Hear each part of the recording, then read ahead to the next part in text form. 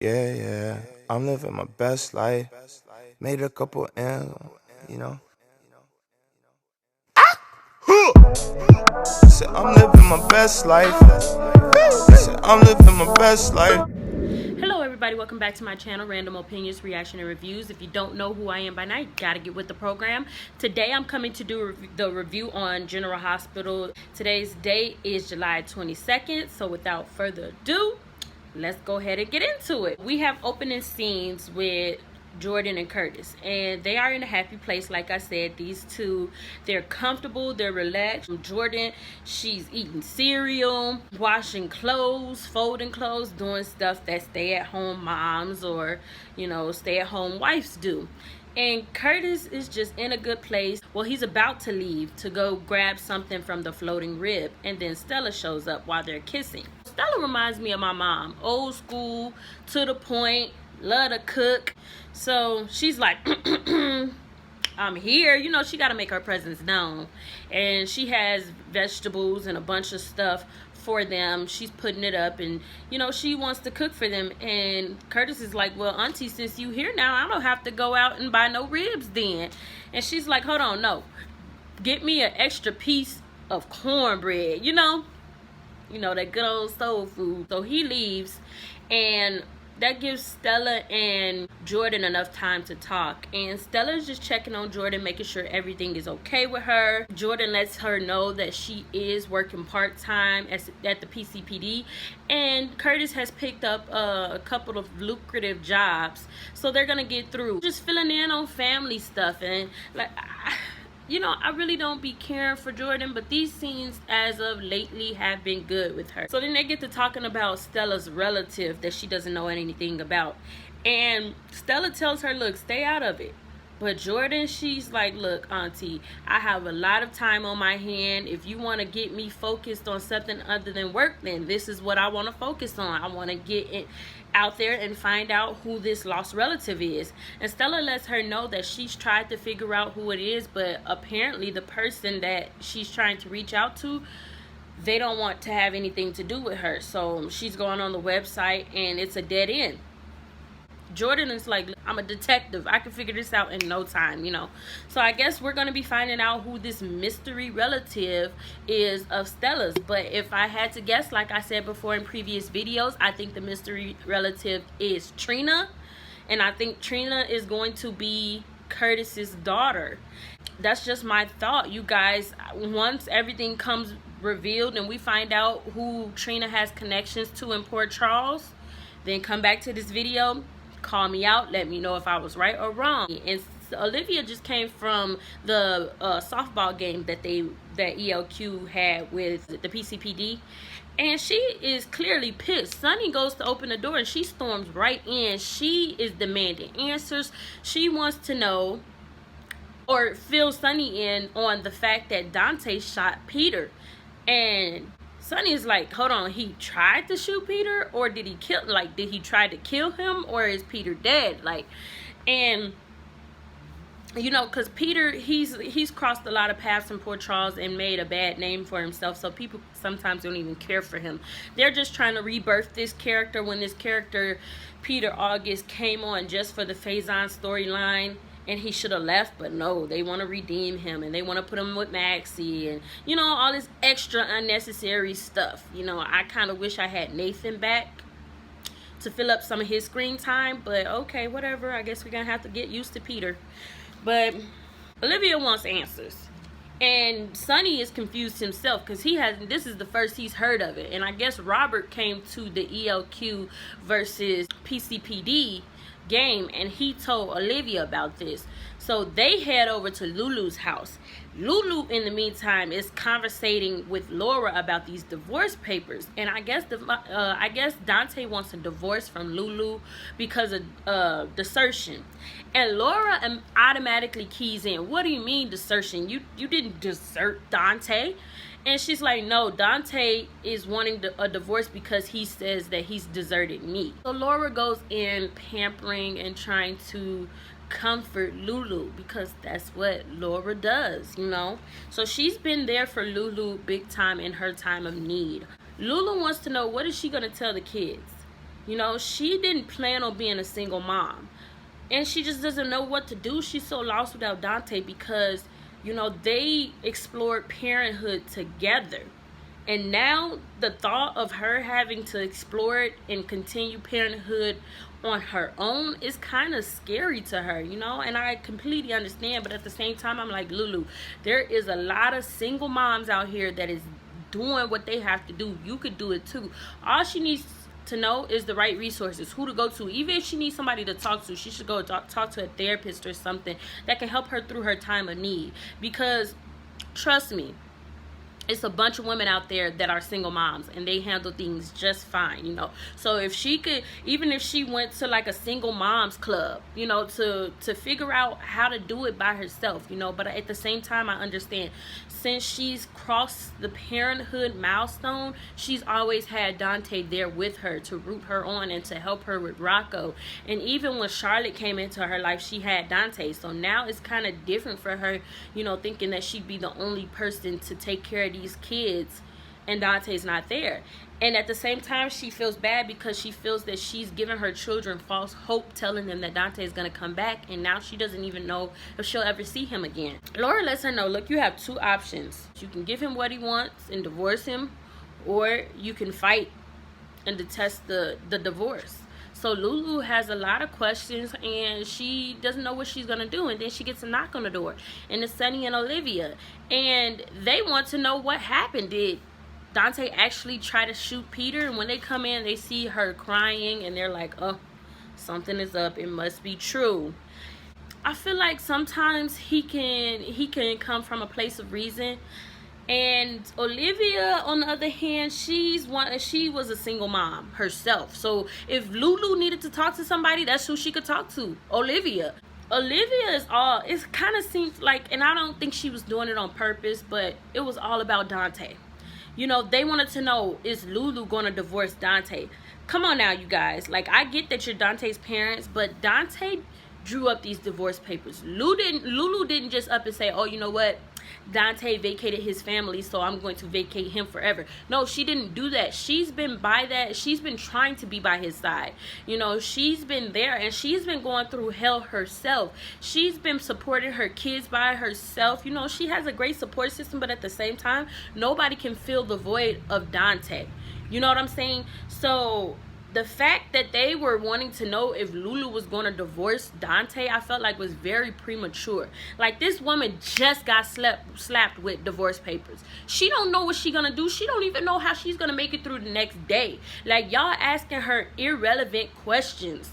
Y'all should be focused on how she's doing, how your grandchildren are doing. Instead, y'all focused on her divorcing Dante when she wasn't even the one that beckoned for the divorce. Like, I just thought it was very insensitive of Olivia. But at the same time, you know,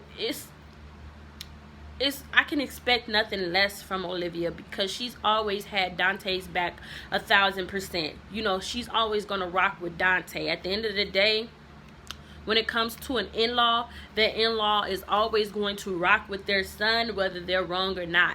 You know, and she's like, you know what, Lulu, Dante is just being an idiot right now. He doesn't know any better. And Lulu completely understands. She's not blaming Dante at all. That's the thing. So Olivia even wasting her breath on that. Like, she's not blaming her husband. She knows that Dante needs help. The thing is, she wished that she was near him so that she could be there to help him, as does Olivia and Sonny as well. And Laura came from a place of reason with these two. They asking all these crazy questions that Lulu don't have the answer to. And Laura's like, look, guys, we just need to be here for Lulu. We need to ask what we can do to help her, you know. And so Lulu and Laura have some more time to talk and figure out what they're going to do regarding this divorce and regarding the kids and everything.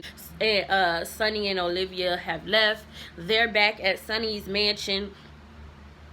And Olivia, she's like, you know what, Sonny, do not give up on Dante. He's hurting, you know. And Sonny is just worried that Dante is going to cut himself off from the rest of the family, because he's already done it with his children and his wife, and those are the people that he loves hiding more than anybody. You know, I feel like when you become a married man, You know, it's your wife and your children. Some people say their wife before their children. Some people say their children before their wife. But it's your family first. And then it's your mother and father. And then your extended family. So if he's cutting his kids and his wife off, Sonny and Olivia don't even compare, you know? I think I wanted to mention Lulu's story to Olivia and Sonny about what happened, the events that led up to Dante shooting Peter. She made it seem like Dante, like, pointed his gun at Peter and shot him on purpose. Whereas, correct me if I'm wrong, you guys, the episode that aired when Peter got shot, Maxie clearly told her that he was a danger to everyone. He didn't just shoot at Peter, like he could have shot anybody. I mean, I could be wrong, but I guess I'll have to go back and watch it. But from what I got from Maxie explaining it, that it wasn't like he just pointed his gun at Peter because Peter was a threat. He pointed his gun at Peter because he didn't know what he was doing. Like he had a bunch of PTSD, and anybody was considered a threat. And this is why Dante left, because Dante feared that he would hurt his family, you know.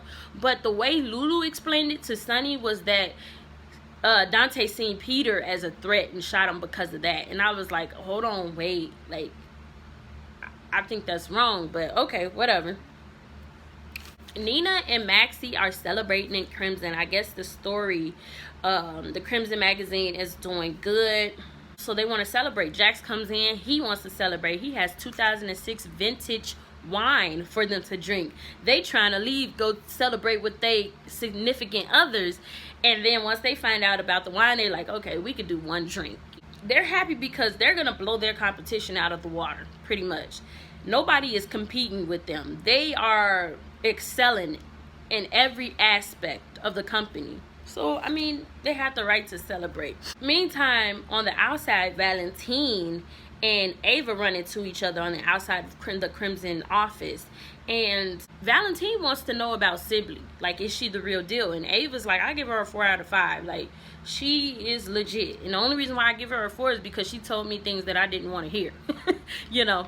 And they get to talking about Nicholas. See, Nicholas' name keeps coming up. So, and I've heard a lot people saying, speculating that Tyler Christopher will be returning, and I would expect nothing less. If you're gonna bring Nicholas back, you have to bring Tyler Christopher back to play that role, because only he can play that role and sell it. You know what I'm saying? Some characters just shouldn't be recasted, and Nicholas is one of those characters. If he comes back, I'm elated. That's all I can say. But Nicholas' name comes up again, and Ava's like, look, I know what you did. I was there. You killed Nicholas.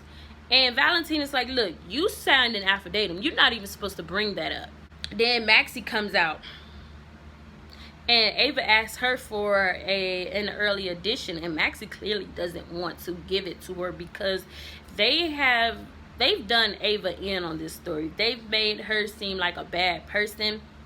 Really, she is, but at the same time, like, I don't think this story came from a place of neutrality, because Nina doesn't like Ava, Jax doesn't like Ava, Maxie could care less about Ava. So I think the story is very biased, and they wanted to show Ava in, as Nina said, she called her vain, insecure, selfish, immoral, and greedy.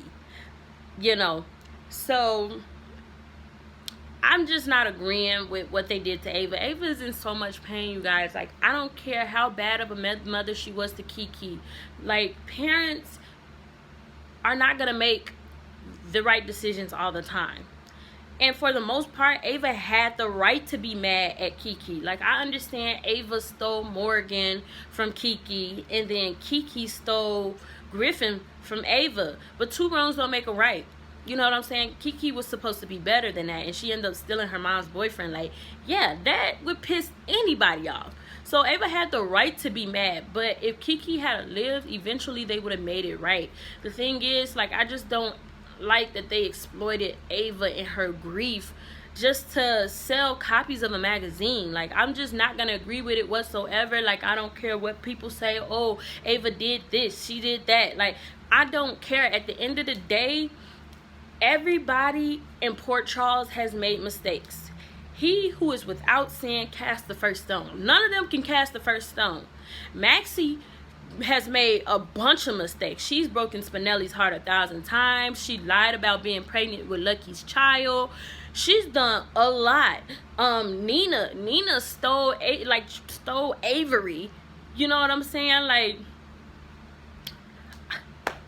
I mean, she lied about being paralyzed to win Silas back, broke up relationships, and I get it's not like killing people, but at the same time, Ava killed people for a living. She was in the mob, for goodness sake. Jax wants to talk to Nina about, I guess he feels like Ava wasn't demonized enough in the issue, so he calls Nina out on that, and he mentions that she left out a lot of crimes that Ava committed, like how Nicholas was killed by Valentine and Ava was there, but really Ava didn't have nothing to do with that. But I guess Jax thought he was going to get some more information on what happened because Nina is Valentine's wife.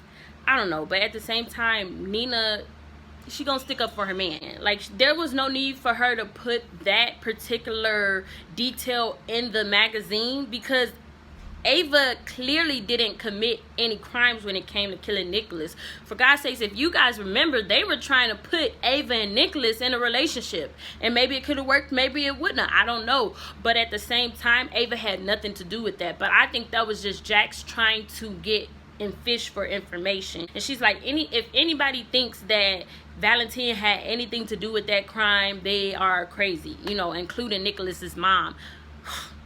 Like, Nina, you are in so much denial. It's crazy. Like, she says that it was self-defense. Like, come on now. You was not even there. How can you speak on events that happened and you wasn't even there?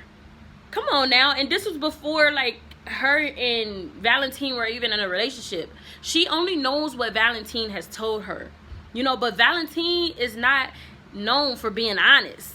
You know, he's lied to her multiple times. So I feel like when it comes to that issue, she should keep her mouth shut on that. But my thing is, I feel like Jax was just mad because he was trying to fish for information. And he thought that this magazine story would lead to more information about the events that led up to Nicholas's death.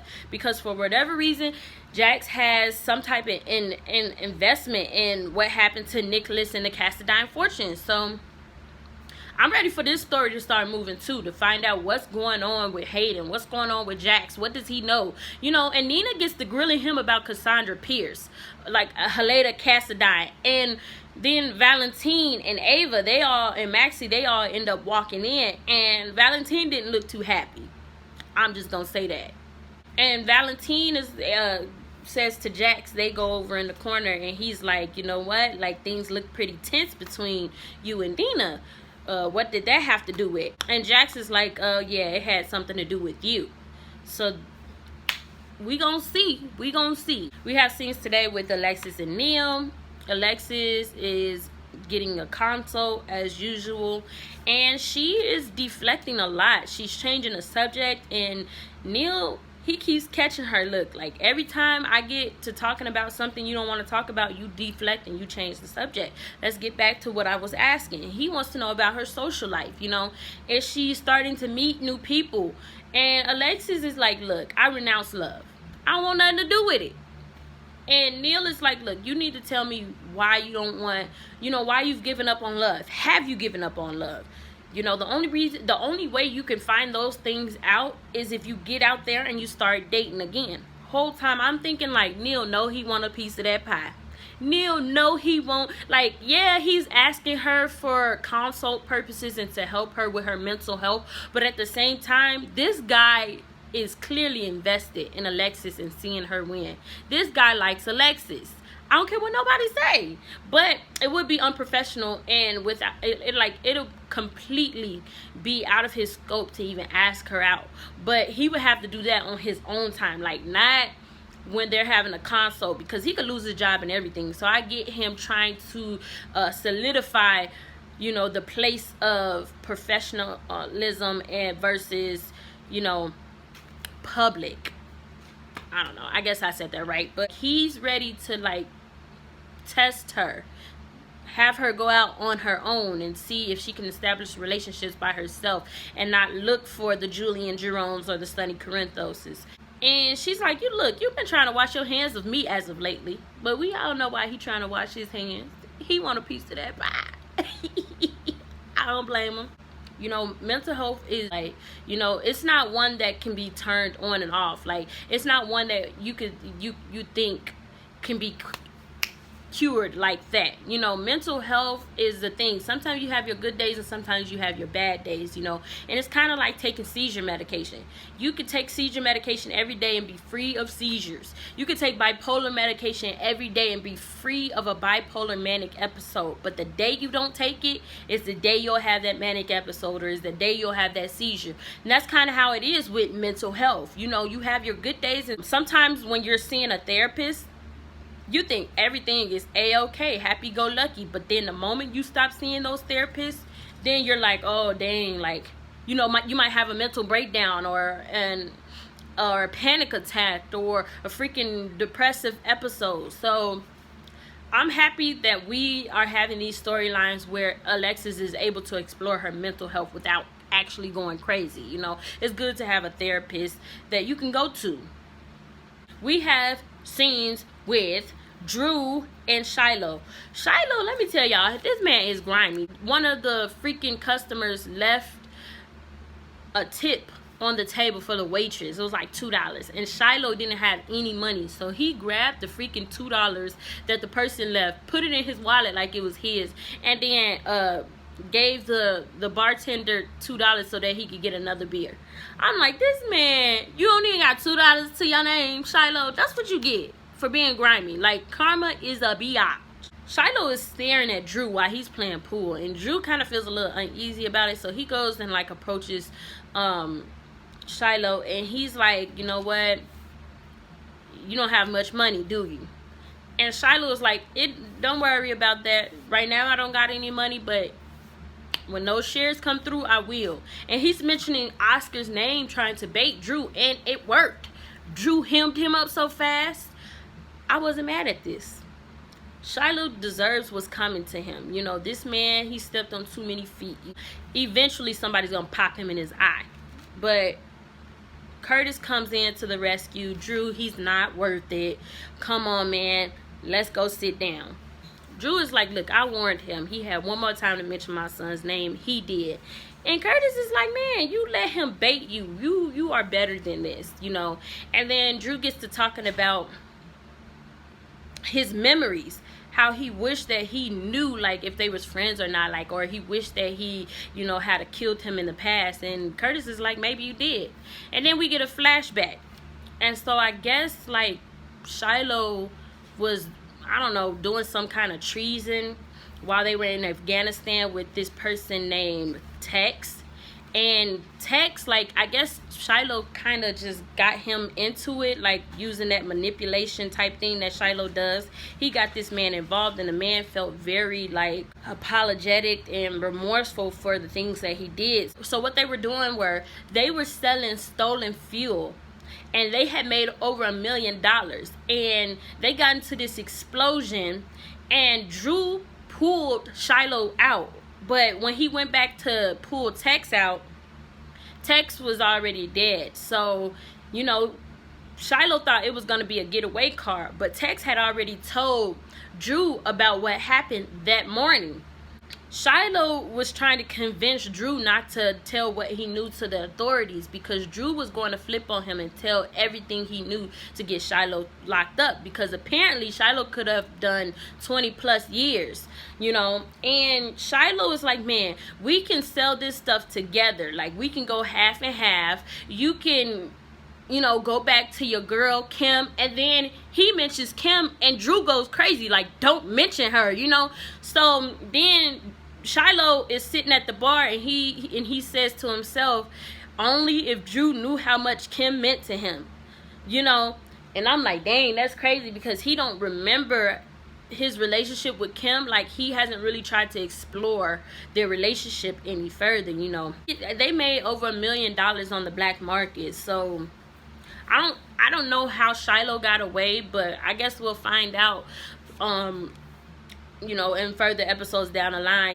You guys let me know how you felt about today's episode, if there's anything you would change. Do you like the flashbacks that they are giving us with Shiloh and Drew? And would you guys prefer to have Billy Miller play those scenes or Steve Burton? Let me know in the comments below. I actually really want to know the answer to that question. Don't forget to like, give me a big thumbs up, comment, and subscribe. And I will see you guys later. Bye. I finally made my mind, know that I can't go back broke. They saying that my time up, my back against the ropes. I hustle, got my grind, know that when I make the most. I had faith every night and I never lost no hope.